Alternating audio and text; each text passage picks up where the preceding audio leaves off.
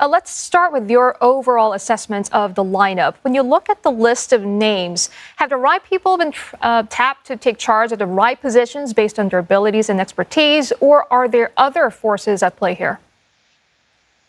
Well, I think Melissa put it best when she said there are a lot of familiar faces, especially from the UMNO party.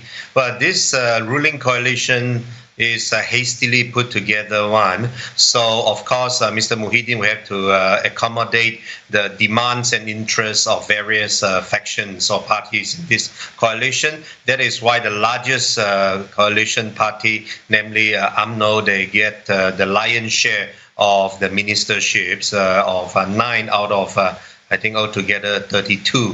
Mr. Muhyiddin's own party would get around, I think, 8 cabinet positions. And then there's this Sarawak coalition of parties, which also get quite a number of seats. So it's more like he has to, number one, placate the various demands of various parties. Number two, of course, also as we mentioned, there has to be some semblance of professionalism. That's why people like Tengku Zafrul, of previously the CEO of CIMB Bank, is brought in as finance minister. Yeah. I mean, given there are numerous parties involved, as you mentioned, will there be able to effectively collaborate and work towards Prime Minister Muhyiddin's vision for the country? I think Prime Minister Muhyiddin's vision for the country remains to be seen, because until today we don't quite know what it is beyond the popular sayings of, for example, anti-corruption, taking care of the economy and so on.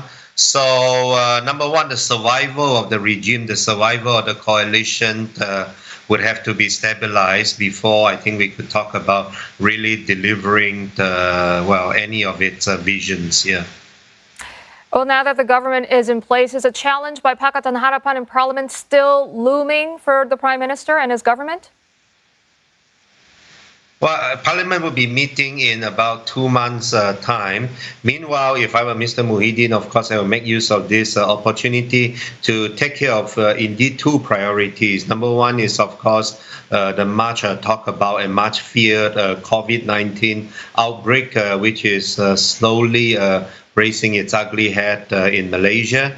And number 2 is, of course, the slowing economy, which hit people from across various walks of life. If within these 2 months he could sort of really get a grip of these 2 urgent matters, then perhaps I think he might even have a chance of surviving a vote of no confidence in Parliament. Yeah.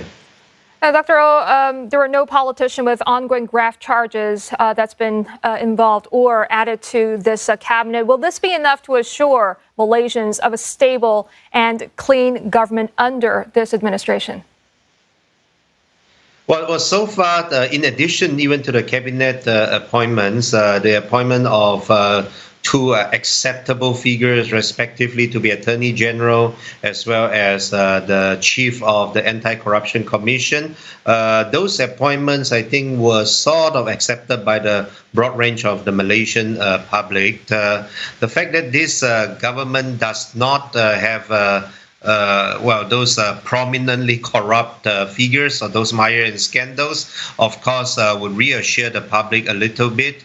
That and also the fact that the PAS party, which many seem as a bit more extremist in its religious demands, they only have about 3 members in the cabinet.